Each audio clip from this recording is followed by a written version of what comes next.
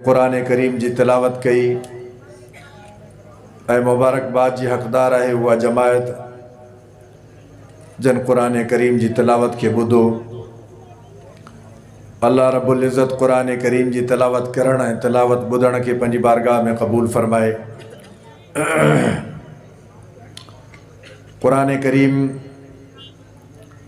अल्लाह रब्बुल आलमीन जो वो अज़ीम किताब है जेको किताबुल्लाह भी है तो कलामुल्लाह भी है।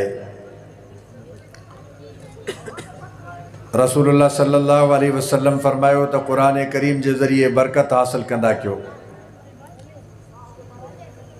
बरकत के हुसूल जो ज़रियो रसूलुल्लाह सल्लल्लाहु अलैहि वसल्लम कुरान करीम बुधायो ऐं पाण फरमायो तो ये अल्लाह जो कलाम है ऐं अल्लाह मां ही निकतो है।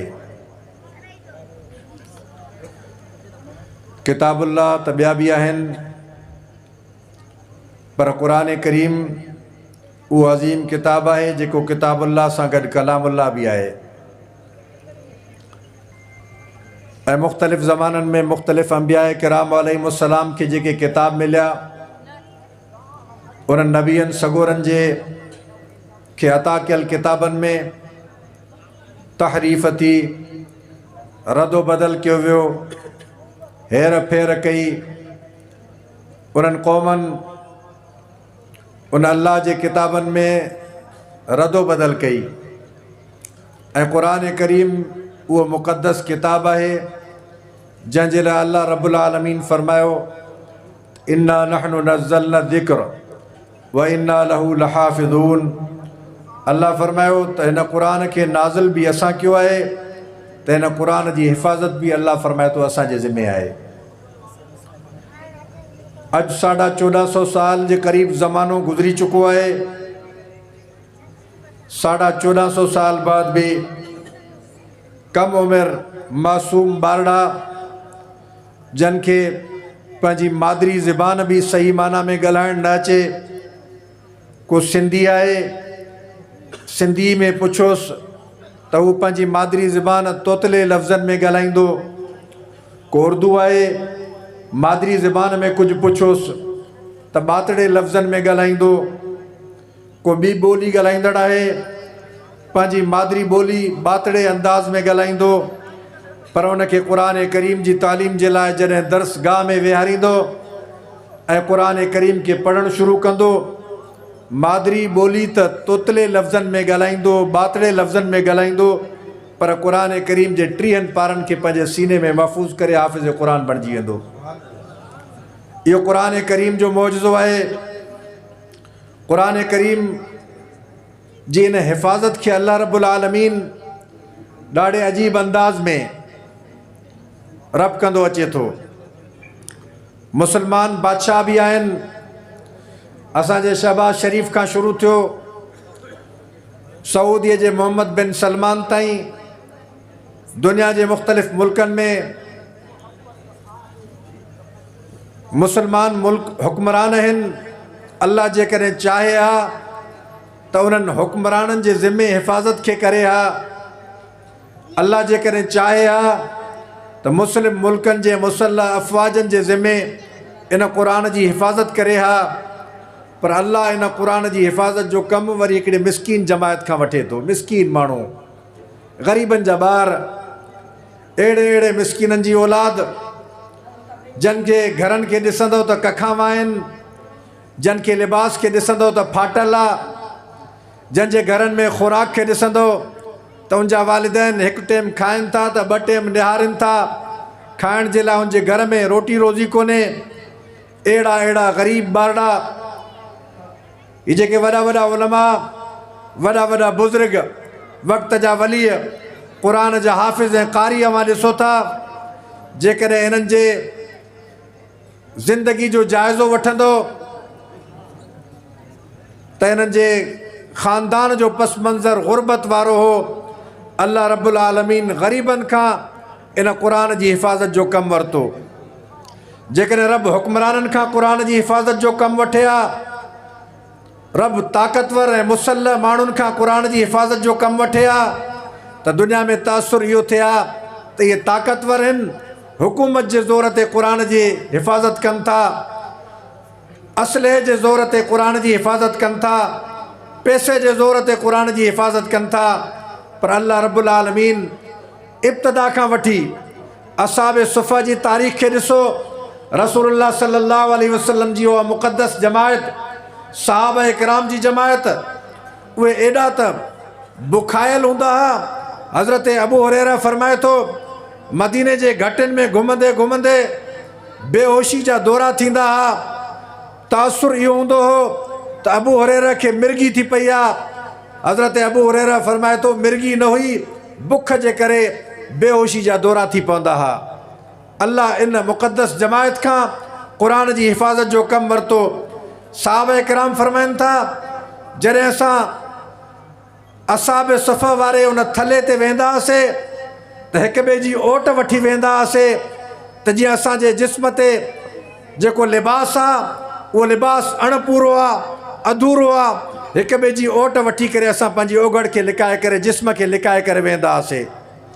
इहा मिस्कीन जमायत, इहा अव्वल उहा जमायत जन रसूलुल्लाह सल्लल्लाहु अलैहि वसल्लम खां क़ुरान ॿुधो ऐं हुज़ूर खां क़ुरान पढ़ियो, हुज़ूर खां क़ुरान सिखियो। अॼु बि असां क़ुरान पढ़ूं था, क़ुरान ॿुधूं था, क़ुरान सिखूं था। ही 1400 साल बाद वारी जमायत आहे। 1400 साल अॻ में उहे मिस्कीन सहाबा जी जमायत हुई जन हुज़ूर जे आॾो गोॾा खोड़े वेही करे क़ुरान खे पढ़ियो ऐं उन्हनि क़ुरान खे इन अंदाज़ में पढ़ियो, इन अंदाज़ में सिखियो, इन अंदाज़ में क़ुरान खे पकतो जॾहिं उन्हनि क़ुरान खे पढ़ियो त उन्हनि खां कारोबार विसरी विया। जॾहिं क़ुरान खे सिखियो त ज़ाती ज़िंदगी विसरी वई। जॾहिं उन क़ुरान करीम खे सम्झो त उनजो निंड ऐं आराम बेक़रारी में तब्दील थी वियो, पूरी दुनिया में फैलिजी विया। अॼु बि तव्हां रूए ज़मीन जो जाइज़ो वठो, अफ्रीका जे जंगलात में मोहम्मद अरबी सल्लल्लाहु अलैहि वसल्लम जा शागिर्द मिलंदा, उन्हनि जूं क़बरूं आहिनि। यूरोप में वञो, रसूलुल्लाह सल्लल्लाहु अलैहि वसल्लम जा शागिर्द मिलंदा, उन जूं क़बरूं यूरोप में मिलंदियूं। सिंध में अचो, हुज़ूर जे ग़ुलाम सहाबा, हुज़ूर जे शागिर्दनि जूं क़बरूं मिलंदियूं। अवां हिंदुस्तान में वञो, अफ़गानिस्तान में वञो, वस्ती एशिया में वञो, दुनिया जे कुंड कुर्छ में वञो, रूए ज़मीन जे चपे चपे ते रसूलुल्लाह सल्लल्लाहु अलैहि वसल्लम जी उहा जमायत जन क़ुरान सिखियो, क़ुरान पढ़ियो, क़ुरान सम्झो, उहे क़ुरान जी दावत खणी काइनात में फैलिजी विया ऐं पूरी दुनिया में रसूलुल्लाह सल्लल्लाहु अलैहि वसल्लम जो नियापो पहुचाए। जिते वफ़ात थियनि उते मदफ़ून आहिनि। इहा उहा पहिरीं जमायत आहे जन क़ुरान पढ़ी करे पंहिंजो पाण खे बेक़रार थी करे दुनिया में फैलिजी विया। छा सबबु आहे त उहो ई क़ुरान आहे। अॼु असां पढ़ूं था, ॿुधूं था, सम्झूं था, पर असांजे वजूद ते को उनजो असरु नथो पए। क़ुरान ॿुधूं था, ख़्याल सभु दुनिया में आहिनि। क़ुरान पढ़ियो वञे थो, तवजह सॼो दुनिया ॾे आहे। क़ुरान करीम खे सम्झण जे बावजूदि अमली ज़िंदगी क़ुरान खां ख़ाली आहे। अमलन मुसलमान क़ुरान खां परे बीठो आहे। क़ुरान सच चए थो, सच जी तलक़ीन करे थो, सच सां गॾु बीहण जी तलक़ीन करे थो। असां इनफ़रादी तौर ते पंहिंजी ज़िंदगी जो जाइज़ो वठूं त असांजो सच केतिरो बचो आहे, असांजे मुआशरे में सच जो आलम छा आहे। रसूलुल्लाह सल्लल्लाहु अलैहि वसल्लम खां पुछा कई वई, आका मोमिन गुनाहगार थी सघे थो? फरमायो, हा मोमिन गुनाहगार थी सघे थो। वरी अर्ज़ु कयो वियो, आका भला मोमिन कूड़ो थी सघे थो? फरमायो, इनकार में मुंहुं हलायो। फरमायो, मोमिन कूड़ो नथो थी सघे, गुनाहगार थी सघे थो पर मोमिन कूड़ो नथो थी सघे। अॼु असां जाइज़ो वठूं, जेको सभ खां वधीक कूड़ ॻाल्हाईंदो उनखे चयो वेंदो आहे हीअ होशियारु आहे, चालाक आहे, ज़माने जो माण्हू आहे। सभ खां वधीक कूड़े खे जंहिंखे कज़ाब चयो वञे, जंहिंजे लाइ रसूल फरमायो त मोमिन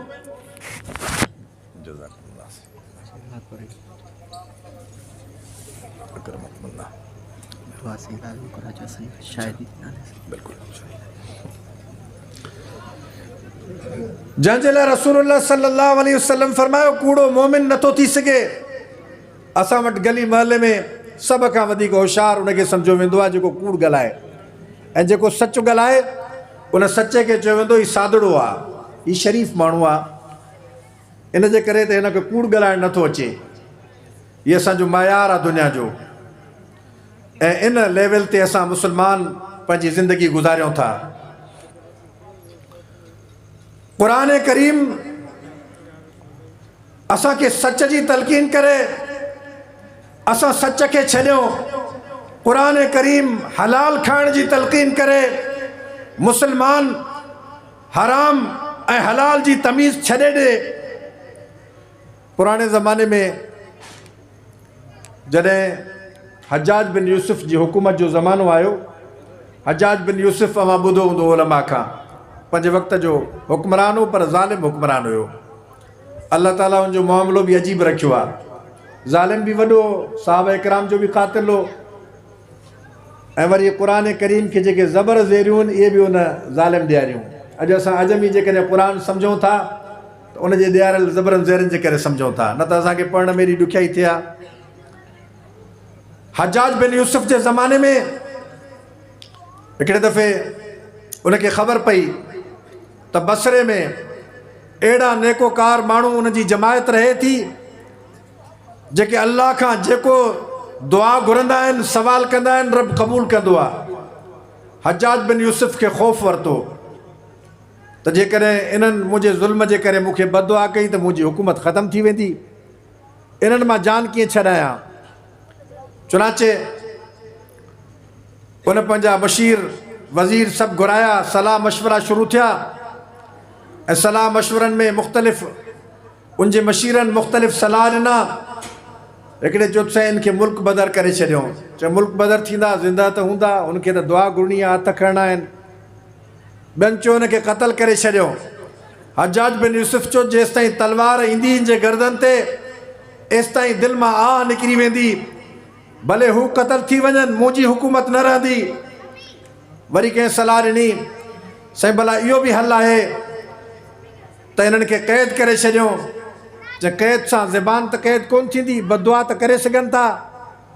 हजाज बिन यूसुफ चयो त मुंहिंजे ज़हन में हिकिड़ी सलाह थी अचे, तव्हां जूं सलाहूं अधूरियूं आहिनि, मां पंहिंजे फार्मूला ते कमु कयां थो, वञो इनखे मुंहिंजी दावत करे अचो।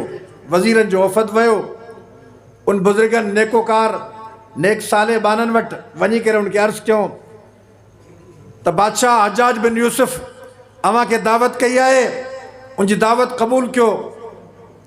त उन चयो त असां दावत खे क़बूल करणु पसंदि न कंदा आहियूं, असां फ़क़ीर आहियूं, पंहिंजे घर वेठा आहियूं, असां कंहिं बादशाह जे दर ते वञणु इनखे नामुनासिब सम्झूं था। उन चयो न, बादशाह जी दिली ख़्वाहिश आहे त उहो तव्हांखे हथ धोराए, तव्हांजी ख़िदमत करे, तव्हांजी इज़्ज़त व इकराम करे। जेॾीमहिल इसरार थियो त उन दावत क़बूल कई। जेॾीमहिल पहुता बादशाह वटि त उनजो शाही इस्तक़बाल थियो। शाही इस्तक़बाल खां बाद दस्तरख़ान लॻो, दस्तरख़ान ते उन मानी खाइणु शुरू कई। चंद चंद लुक़मा अञा खाधो त हजाज बिन यूसुफ जा फ़ौजी उनखे लत हणी करे दस्तरख़ाननि तां उथाइणु शुरू कयूं। त उन्हनि चयो त एॾी वॾी तौहीन ऐं तज़लील छो था कयो, तव्हां असांखे बसरे खां घुरायो, दावत मोकिली, वज़ीर मोकिलिया, वॾे आओ भगत कई, इस्तक़बाल कयो, इज़त ॾिनव, हाणे जॾहिं दस्तरख़ान ते वेठा आहियो, ॿ लुक़मा खाधा आहिनि, तव्हां बेइज़त कयो था। त हजाज बिन यूसुफ चयो त मुंहिंजो जेको तव्हां खां ख़ौफ़ हुयो ऐं जेको मुंहिंजो तव्हां में कमु हुयो उहो कमु थी वियो। त हू बुज़ुर्ग हैरान थिया त कहिड़ो कमु हो। चयो मूंखे तव्हांजी बददुआनि जो ख़ौफ़ हुयो त तव्हांजी बददुआ किथे मुंहिंजे हुकूमत जो ज़वाल जो सबबु न थिए, ऐं हाणे मूंखे यकीन आहे त तव्हांजी बददुआ मुंहिंजे मथां को बि असरु न कंदी। तुंहिंजो छो न कंदी? त हजाज बिन यूसुफ चयो त हीउ जेको मां तव्हांखे दस्तरख़ान ते खारायो आहे इहो हराम आहे। हराम जा जेके ॿ ॿ लुक़मा खाधा अथव, हाणे तव्हांजी बददुआ ऐं दुआ त पंहिंजी जाइ ते आहे, तव्हांजी इबादत बि का शल क़बूल थिए, इहे हराम जा लुक़मा अथव। अॼु असां पंहिंजे मुआशरे जो जाइज़ो वठूं त हलाल ऐं हराम जी तमीज़ छा रही आहे। कलमे पढ़ण वारो मुसलमानो ख़तमुल क़ुरान जी तक़रीब में जमा थिया आहियो। नुज़ूल क़ुरान जो महीनो आहे। क़ुरान करीम जे 30 पारनि जी तिलावत मुकम्मल थी आहे।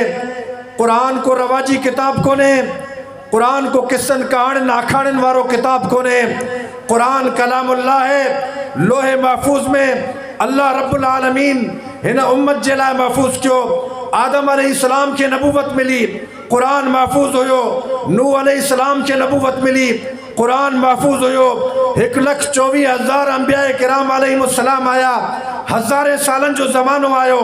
तौरात गुज़री वियो, ज़बूर गुज़री वियो, इंजील गुज़री वियो, मुख़्तलिफ़ सहीफ़ा गुज़री विया। क़ुरान लोहे महफूज़ में महफूज़ आहे। रसूलुल्लाह सल्लल्लाहु अलैहि वसल्लम जे ख़त्म नबूवत जो ज़मानो अचे थो।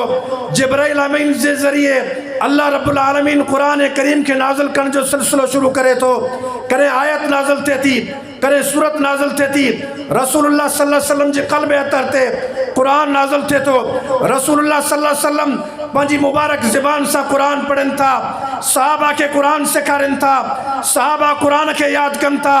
इहो क़ुरान जी तबलीग जो, क़ुरान जी तालीम जो, क़ुरान खे सम्झाइण जो सिलसिलो हले थो। 1400 साल बाद भी जेकॾहिं क़ुरान जो हाफ़िज़ क़ुरान जे 30 पारनि खे मुसल्ले ते बीही करे क़ुरान जी तिलावत करे ॿुधारे थो, त इन खां वधीक क़ुरान जे अनवारात, बरकतूं, रहमतूं ऐं मौजज़ो ॿियो कहिड़ो हुजे। असां ख़तमुल क़ुरान जी हिन तक़रीब में अहद कयूं त असां क़ुरान करीम खे पढ़ंदासीं बि ऐं क़ुरान खे सम्झंदासीं ऐं क़ुरान करीम जे मथां अमल बि कंदासीं इंशाअल्लाह। इंशाअल्लाह मां घटि कयो था ऐं मुंहिंजे ख़्याल में तव्हां जेको आहे मुंहिंजी ॻाल्हि खे या त सम्झी कोन था सघो या मां सम्झाए कोन थो सघां। त क़ुरान करीम जो असुल मक़सदु आहे क़ुरान जे मथां अमल करणु। रसूलुल्लाह सल्लल्लाहु अलैहि वसल्लम फरमायो त खोड़ अहिड़ा क़ुरान खे पढ़ण वारा हूंदा जंहिंजे मथां क़ुरान जूं आयतूं क़ुरान लानत मोकिलींदो, मलून हूंदा। पढ़ंदा क़ुरान हूंदा मलून, लानत वसंदनि। छाजे करे? इन जे करे त क़ुरान में जेको अल्लाह जो हुकुम हूंदो, उन हुकुम वारी आयत खे जॾहिं हू पढ़ंदो ऐं अमली तौर ते उन आयत जे मुखालिफ़त में ज़िंदगी गुज़ारींदो त इन माण्हू जी ज़िंदगी अहिड़ी हूंदी। असां अहद कयूं त असां क़ुरान करीम जे पढ़ण सां गॾु क़ुरान करीम जे मथां अमल बि कंदासीं। हिन ज़माने में वजह त इहो ई आहे, हिन उम्मत जे ज़वाल जो सबबु इहो आहे। असां हिते ख़तमुल क़ुरान जे तक़रीबात में वेठा आहियूं। गज़ा में राकेटनि जे ज़रिए मुसलमान शहीद थियनि था। असां हिते इफ़्तार जे मुख़्तलिफ़ क़िस्मनि जे दस्तरख़ान खे सजाए वेठा आहियूं। उहो असांजा मुसलमान ॿाहिरि उनखे पीअण जे लाइ पाणी जो हिकिड़ो ढुक बि कोन्हे। असां हिते ईद जे ख़ुशियुनि जे इंतज़ार में आहियूं, उनखे बचनि जा लाशा मिलनि था। वजह इहो ई आहे, असां क़ुरान करीम जे दामन खे पकड़ियूं, क़ुरान करीम खे पढ़ूं, क़ुरान खे सम्झूं, क़ुरान करीम जे मथां अमल कयूं। हिकिड़ी आयत बि क़ुरान करीम जी हिन मजलिस मां असां सम्झी करे निकिरूं ऐं घर वञी करे उन क़ुरान करीम जी हिकिड़ी आयत जे मथां अमल कयूं। हिन मजलिस जो असुल मक़सदु इहो आहे ऐं उहो हासिलु थी वियो। अल्लाह रब्बुल इज़्ज़त असां सभिनी खे क़ुरान करीम खे सम्झण जी तौफ़ीक़ ॾे। शेखुल हिंद हज़रत मौलाना महमूद हसन देवबंदी रहमहुल्लाह जॾहिं माल्टा जी जेल में क़ैद हा, अंग्रेज़नि उनखे क़ैद कयो। हज़रत शेखुल हिंद फरमाईंदा त मां माल्टा जी जेल जी तन्हाई में हिन उम्मत जे ज़वाल ते ग़ौर कयुमि त आख़िर मुसलमान मरनि छो था, कुश्तनि छो था, कटजनि छो था, उन्हनि जूं हुकूमतूं ज़वाल जो सबबु, हुकूमतनि ते ज़वाल छो थो थिए ऐं उन्हनि जे मुल्कनि ते कब्ज़ा छो कया वञनि था। हज़रत शेखुल हिंद फरमाईंदा त मां माल्टा जी जेल जी तन्हाई में ग़ौर कयुमि त ॿिनि सबबनि जे करे हीअ उम्मत ज़वाल पज़ीर आहे। जॾहिं बि उम्मत उन ॿिनि सबबनि ते ग़ौर कए त हीअ उम्मत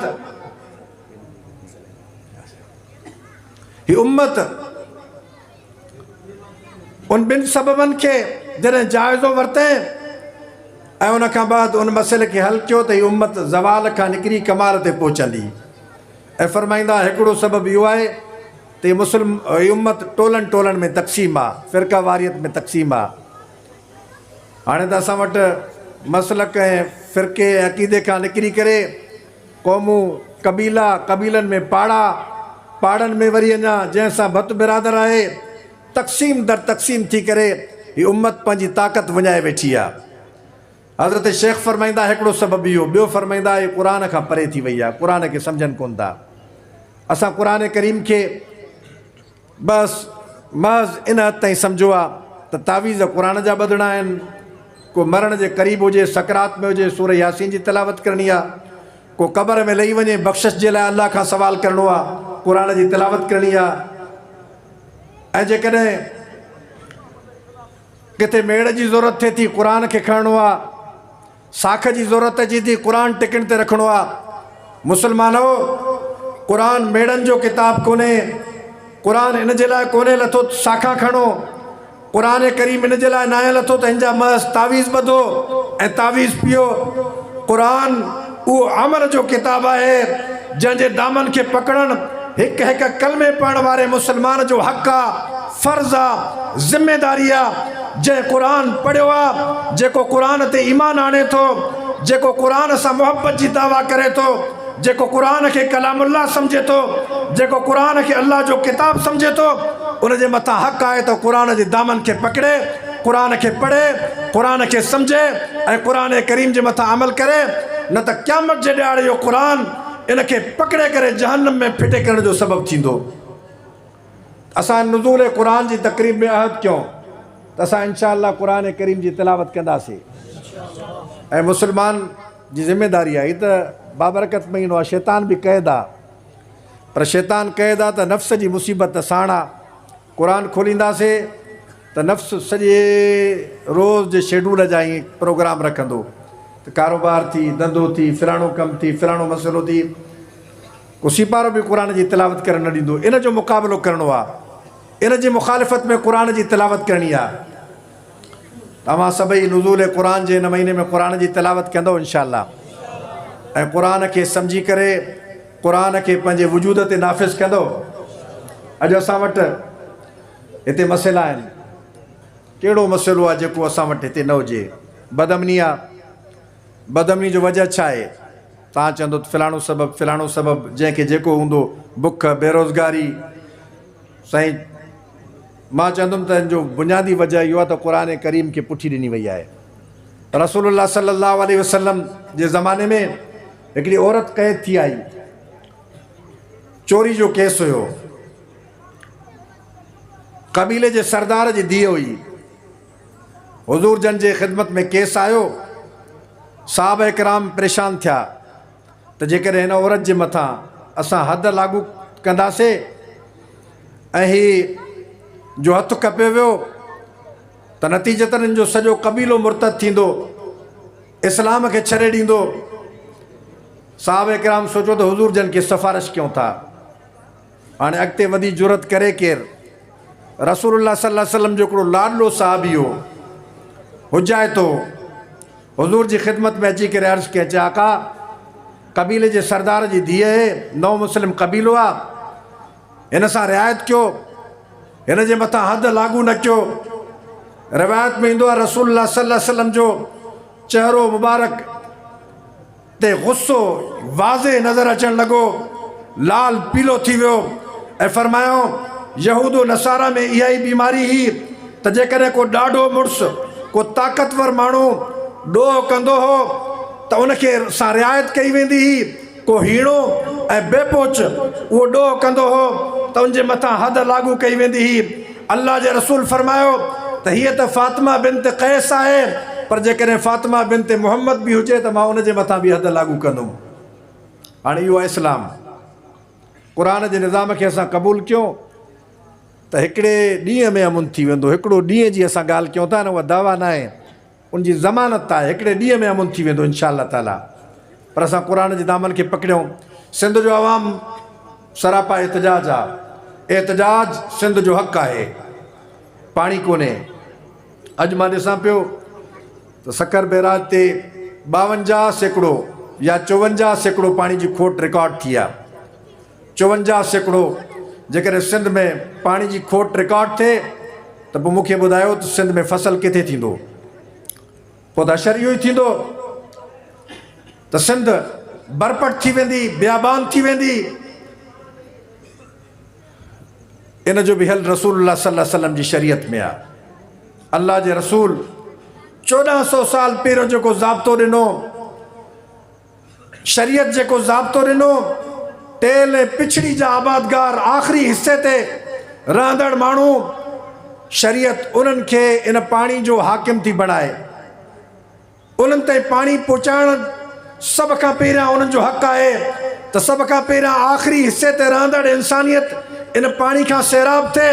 उन खां बाद अचण वारा माण्हू बेतरतीब उन पाणी जा हक़दार आहिनि। अॼु पाणी जे मथां धाड़ो इन जे करे लॻे थो त उहो पाणी दरियाए सिंध पंजाब मां गुज़रे थो ऐं क़दम क़दम ते कैनाल, बैराज, मुख़्तलिफ़ क़िस्म जूं रुकावटूं, डैम ठाहे करे फितरत खे उजाड़ियो वञे थो, सिंध खे उजाड़ियो वञे थो, सिंध जी ज़राअत खे तबाह कयो वञे थो। हिकिड़ी कैनाल आहे ख़ाली चोलिस्तान कैनाल, जॾहिं जो फेज़ 1, फेज़ 2 ऐं फेज़ 3 मुकमल थींदो, 81 लख एकड़ डेज़र्ट एरिया, गैर आबाद इलाइक़ा उहे आबाद थींदा। असां चऊं था त असांखे कंहिंजी आबादी ते त तकलीफ़ कोन्हे, कंहिंखे आबादी जो अल्लाह मौक़ो ॾिए थो, ख़ुशि आहियूं असां। पर असां चऊं था त इहो वॾे में वॾो ज़ुल्म आहे। आबाद ज़मीन जे 81 लख एकड़ खे गैर आबाद कयो, आबादगारनि खे बुखियूं ऐं सुञो कयो, हारी खे पिनण ते मजबूर कयो, उन ग़रीब जे जीअण जो गुज़र सफ़र रुकिजी वञे, सिंध जे अवाम खे पीअण जे पाणी जे हक़ खां महरूम कयो वञे। ऐं पोइ जेकॾहिं तव्हां चोलिस्तान खे आबाद कयो था त पोइ तव्हां अल्लाह जे अज़ाब खे सॼो था। आईने पाकिस्तान जा बि गद्दार आहियो, कानून जा बि गद्दार आहियो, त तव्हां शरीयत जे नुक़्ते नज़र सां बि सिंध जे अवाम सां ज़ुल्म कयो था। शरीयत मुहम्मदी जे नुक़्ते नज़र सां असांजे उलमा फ़तवा ॾिनी आहे त यहां जा तमामु कैनाल गैर शरई आहिनि, नाजाइज़ आहिनि, सिंध जे पाणी जे मथां धाड़ो आहिनि ऐं इनखे उलमा शरई नुक़्ते नज़र सां रद्द कयो आहे।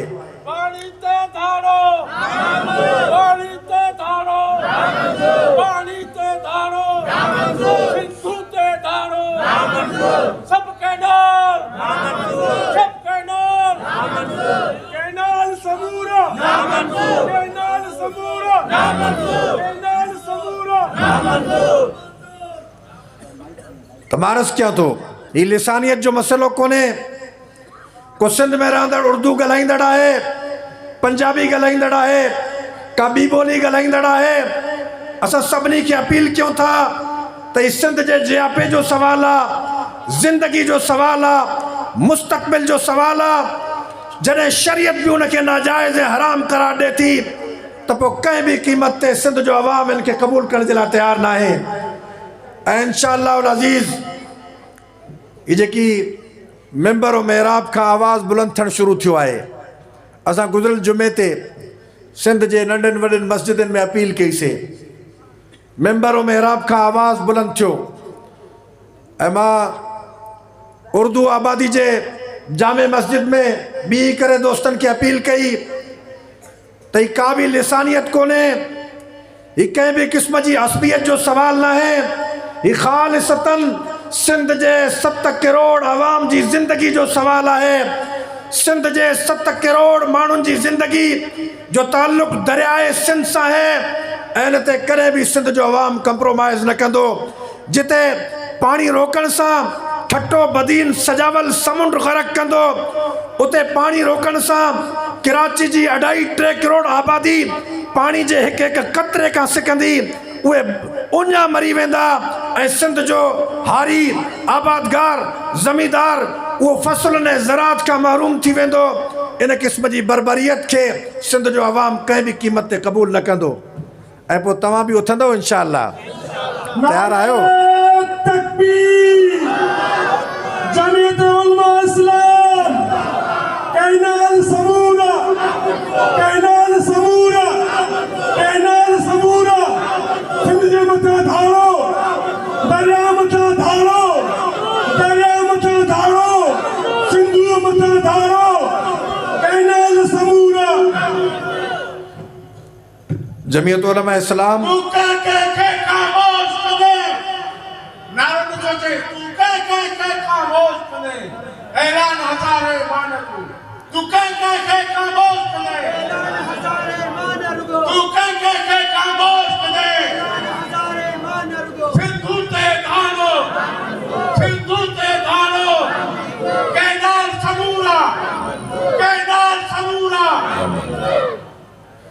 मार्च कैंप पे जमीयत उलमा इस्लाम सूबे सिंध जा अमीर मखदूमुल मुकर्रम हज़रत मौलाना सईद अब्दुल क़य्यूम हालेजवी साहब ऐं सिंध जे बहादुर ऐं अरड़े लीडर क़ाइद सिंध अल्लामा राशिद महमूद सुमरो साहब 6 अप्रैल ते अपील कई आहे त सिंध जा तमामु बैराज ऐं सिंधू जे मथां जेके बि पुलूं आहिनि सभिनी पुलनि खे 6 अप्रैल ते ब्लॉक कयो वेंदो ऐं नवाब शाह जे दोस्तनि खे अपील आहे बिना कंहिं फ़र्क़ जे ज़बान कंहिंजी कहिड़ी आहे मसलक कहिड़ो आहे मज़हब कहिड़ो आहे अक़ीदो कहिड़ो आहे नज़रियो कहिड़ो आहे सियासी वाबस्तगी कहिड़ी आहे असां सभिनी खे अपील कयूं था त बिना कंहिं तफ़रीक़ जे 6 अप्रैल ते काज़ी अहमद आमरी पुल ते सुबुह जो दरियाए सिंध जी पुल ते अची करे इनखे ब्लॉक करिणो आहे ऐं इंशाअल्लाह अज़ीज़ सॼे सिंधू तां गुज़रंदड़ 3 बैराज ऐं 5 पुलूं उनखे ब्लॉक करे इंशाअल्लाह अज़ीज़ सिंध में सभ खां पहिरियां मुयसर ऐं ताक़तवर रद्द अमल ॾिनो वेंदो ऐं उन खां बाद मां अव्हां खां पुछा कयां थो त जेकॾहिं अपील कई वञे सिंध पंजाब बॉर्डर खे बंदि करण जे लाइ त तयारु आहियो अथव ॿेली आख़िरी जीअं कंहिं मिल्कियत फुरी वञे तव्हांजो कोयलो वियो तव्हांजा जज़ीरा विया ॿेट विया मुख़्तलिफ़ क़िस्म जूं मादनियात वयूं हर शइ फुरी वञेव थी आख़िरी अथव दरियाए सिंध गुज़र सफ़र जो ज़रियो को जेकॾहिं ज़मींदार आहे त मां चवंदुमि त उनजे बचनि जे मुस्तक़बिल जो सवाल आहे को नंढो आबादगार आहे उनजे मुस्तक़बिल जो सवाल आहे को शहरी आहे उनखे पीअण जे पाणी जे क़तरे क़तरे जो मुस्तक़बिल जो सवाल आहे को हारी आहे उनजी ज़िंदगी जो सवाल आहे ॻाल्हि खे सम्झो ॿेली सियाणा थियो उथो ऐं जेकॾहिं अॼु न उथियो त पोइ मुस्तक़बिल में सिंध में 7 करोड़ लाश त हूंदा इंसानियत न बचंदी इंसानियत जे नाते उथी करे दरियाए सिंध खे बचायो पाणी खे बचायो मैदान ते अचो तहरीक जो हिसो बचो इंशाअल्लाह असां पुरअमन जदोजहद करे पंहिंजो हक़ हासिल कंदासीं इंशाअल्लाह ताला जमीयत उलमा इस्लाम कदम बढ़ाओ